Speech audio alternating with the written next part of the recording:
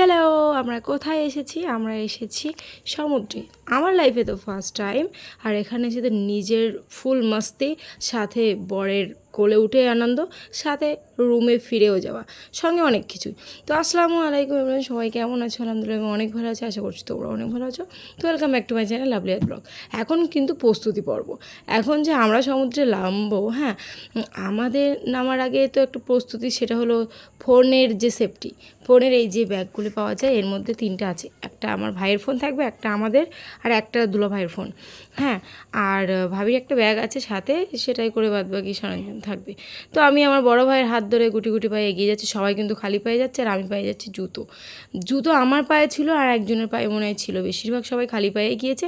যেহেতু আমাদের guest house আমি আগের ব্লগে দেখিয়েছি, ওখান থেকে নেমে 1 মিনিট এইটুকু রাস্তায় হেঁটে গেলেই সমুদ্রে মানে কিনারা। তো সেই ক্ষেত্রে আর যা একদম সমুদ্রের পাশে, আমার ফিলিংসটা কিন্তু সত্যিই অসাধারণ, অন্যরকম।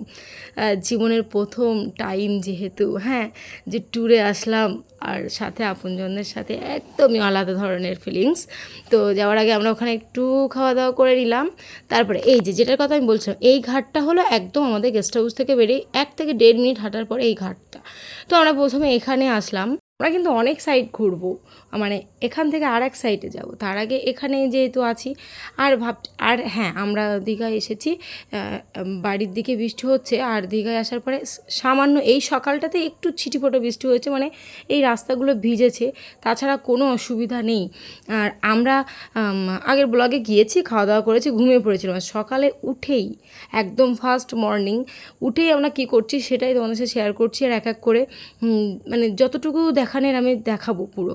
তো প্রথমেই 2-1জনের মাথায় ছাতা আছে, 1-2 ফোঁটা বৃষ্টির ঝিরিঝিরি পড়ছে। আমি এখানে একটু শ্যুট করবো হালকা করে। তো যেটা আমি বলছি, আমার যেহেতু মেকআপ নেই, এখানে আমি ভেবেছিলাম মাস্ক পরে আসবো, কিন্তু ভিজে গেলে আমার নিঃশ্বাস নিতে কষ্ট হবে, ভিডিওর ক্ষেত্রে মাস্ক পরবো ভেবেছিলাম।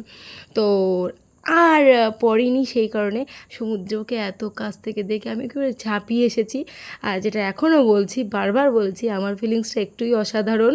কারণ আমার ভাই এসেছে, আমার ভাবি এসেছে, আগে আয়তের পাপা এসেছে, আমার বড় আব্বার ছেলে এসেছে, আর বড় আব্বার মেয়ে আর ভাবি, বড় আব্বার বৌমা, মানে ওই দুজনের অত আসার আগ্রহ ছিল না।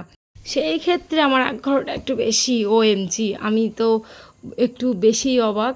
যাই হোক, আমরা এখানে কিছুক্ষণ আনন্দ করলাম। এবার সবাই ভাবছে এখানে তো লোকজন কম, চলো ওই সাইডটায় যাওয়া যাক, মানে নিউ দীঘায়, হ্যাঁ। তো আমরা নিউ দীঘার ওল্ড দীঘার মাঝখানে যে রুমটা পেয়েছি ওখানেই আছি। তো এখান থেকে হাঁটতে গেলে বেশ কিছুটা দূর, মানে অনেকটাই। তো আমরা হাঁটতে হাঁটতে যাচ্ছি, কিছুক্ষণ আমরা সমুদ্রের ধার দিয়ে যাচ্ছি, কিছুক্ষণ আমরা মানে পাখার ওপর দিয়ে হেঁটে যাচ্ছি। তো বলছে চলো ওখানে বেশি লোক, তাহলে ওখানেই যাওয়া যাক।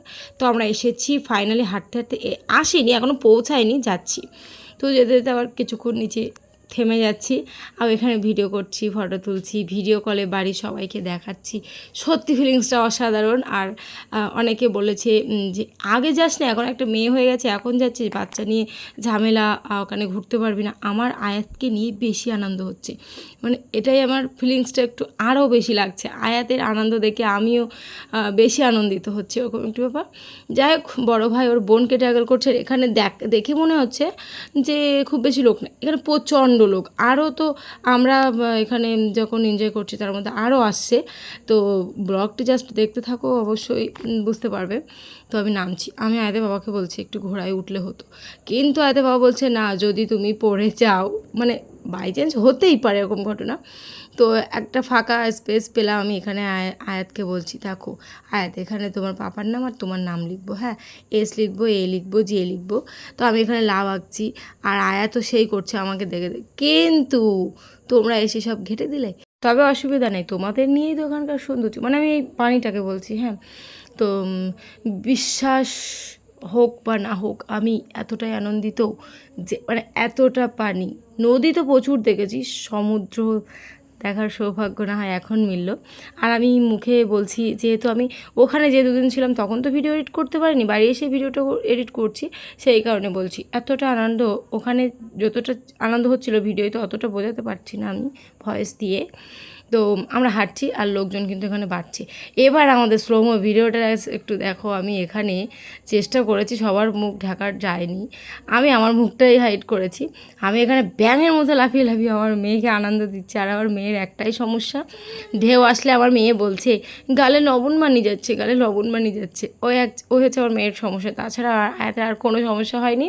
প্রচুর আনন্দ করেছে। তবে ও ছোটো মানুষ যেহেতু, ওর প্রথম এই পানি দেখেছে, মানে এত ঢেউ দেখেছে, ওর একটু ভয় ভয় ফিল হচ্ছে। এখানে আমার মেয়েকে আমি প্রচণ্ড ঢেউ খাওয়াচ্ছি, দেখতে পাচ্ছ। আর আমি একটু বেশি, মানে কিছু কিছু জায়গায় এত সুন্দর ভিউ ছিল, কিন্তু আমার মুখটার জন্য আমার একটু বেশি ঝাপসা করে দিয়েছি। যেটা সত্যি সেটাই, মাস্ক পরে আসলে ভিজে যেত, আমার নিঃশ্বাস নিতে কষ্ট হতো। সেই কারণে মানে এমন এমন সময় আমি আয়তে বাবার সাথে বাইকে যাই, মাস্ক পরা থাকে, আমি ভিজে যাই, সেই ক্ষেত্রে নিঃশ্বাস নিতে কষ্ট হয় বলে সেটার জন্য আমি জানি। হিজাব কিন্তু আমি করে এসেছি যে কারণে। তো আমি যেটা বলছিলাম, এখানেও আমি দৌড়িয়ে যাচ্ছিলাম সেই অনেক দূরে, একদম লাস্ট ওখানে আমার ভাই আছে, ভাবি আছে আর বড় ভাবি আছে, সেই কারণে আমি দৌড়ে যাচ্ছিলাম। আয়াতকে দেখে আয়াতের সাথে একটু ঝাঁপিয়ে গেলাম। বড় ভাইকে অসংখ্য ধন্যবাদ আমার মেয়েকে রাখার জন্য। বড় ভাই তো আমাকে এখনও পর্যন্ত পচাচ্ছে যে তুই আমাকে কি বলে কুলি, তুই আমাকে কুলি পেয়েছিস, তোর মেয়ে ধরিয়েছিস, তোদের ব্যাগ ধরিয়েছিস, তোর জুতো ধরিয়েছিস, এরকম। ফাইনালি একটু ফাঁকা টাইম পেলাম, আয়াতে পাপাকে নিয়ে একটু এনজয় করেছি আমরা আগে। সেটা মানে ক্যামেরার বাইরে যে আমরা আনন্দ করেছি সেটা একদম অস্বাভাবিক, অতুলনীয়। হ্যাঁ, কিছু কিছু ক্যামেরায় বন্দি করছি আমরা, এখানে বেশি ফটো তুলেছি, ফটোর একটা ব্লগ শেয়ার করব, ভিডিও খুব কম করেছি, তবুও সেগুলো আমি তুলে ধরলাম। তারপরে ফাইনালি এই আনন্দটা অসাধারণ ছিল। আমি আয়তে বাবাকে বলছি, আমার ভাই আমার অটোমেটিক্যালি আমার ভাবিকে কোলে করে কাঁধে করে নিয়ে রেখেছে, তুমি আমাকে নিচ্ছ না কেন? বলছে আমি আয়াতকে ধরে রেখেছিলাম। আমি বললাম এখন তো ভাই ধরেছে। বললো এখন এসো, এরকম। তাই আমি উঠলাম আয়াতের পাপার কাঁধে, আর আমি বললাম ডুব মারো। বললাম না, অত ডুব মারবো, এটা কি পুকুরের মতো সুন্দর পানি? যাই হোক, এবার এসেছি একদম মাঝখানে, প্রচুর এসেছি কিন্তু ভিডিও করা হচ্ছিল না মাঝখানে এসে, তো ভিডিও করলাম এখানে। এখানে ভাই, ভাবি আর বড় ভাবির মেয়ে সবাই আছে, আমিও আসলাম। এই ভিউটাও কিন্তু জাস্ট অসাধারণ ছিল, আমরা লাফাচ্ছিলাম এখানে। তো সুন্দর মতো করে ভিডিও করেছি। যারা যারা আমার রিলেটিভদের মধ্যে আছে তাদের উদ্দেশ্যে বলছি, যদি এই ভিডিও এই আনন্দটা দেখতে চাও, আমার কাছে চলে আসলে আমি এমনি দেখিয়ে দিতে পারবো, কিন্তু ব্লগে তো ঝাপসা করে দিয়েছি, অসুবিধা নেই। হ্যাঁ, এই যে আমার মেয়েকে ভাই নিয়ে রেখেছে, বড় ভাই, আর ওরা একটু মাঝখান টাইপের নিয়ে যাচ্ছে, ও আমার কাছে আসার জন্য বায়না ধরছিল।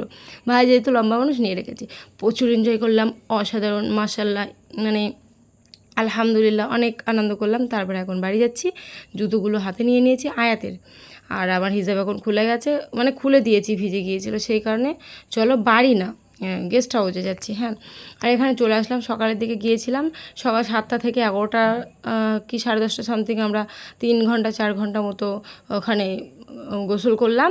তারপরে এসেছি, এখন আয়াতের পাপা রেডি হচ্ছে, যাবে দুপুরের খাওয়া দাওয়ার জোগাড় করতে। আয়াতের পাপা, বড় বোনাই, ওরা যাবে এখন আনতে। আর আমরা কিন্তু এখানে এসে মাছ মাংস খাওয়ার চিন্তাভাবনা নিইনি, বাড়িতে প্রচণ্ড খাওয়া হয়, আমরা বলেছি এখানে জাস্ট সবজি খাবো, ডিমও খাওয়ার চিন্তাভাবনা নিতাম না, কিন্তু ডিমে তো কোনো ভেজাল নেই, সেই কারণে ডিমটা নিয়ে এসছে।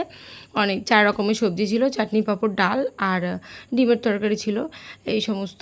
তো খাওয়া দাওয়া হচ্ছে এখানে, প্রচুর এনজয় করলাম। এটা কিন্তু যেদিন গিয়েছি তার পরের দিনের মর্নিংটা। হ্যাঁ, আজকের দিনের বিকালেই কিন্তু আমরা ওল্ড দীঘায় গিয়েছিলাম ঘুরতে, সেটা আলাদা ব্লগ, একটা ব্লগ দিলে প্রচুর বড় হয়ে যাবে আর সমস্যা, এক গেটআপের, এটা ঠিকই আছে। আর নেক্সট ব্লগে আমি ওল্ড দীঘার ব্লগটা দেখাবো, তারপরে নিউ দীঘারটা দেখাবো, তো হয়ে যাবে। তো চলো, আল্লাহ হাফেজ নেক্সট ব্লগের জন্য।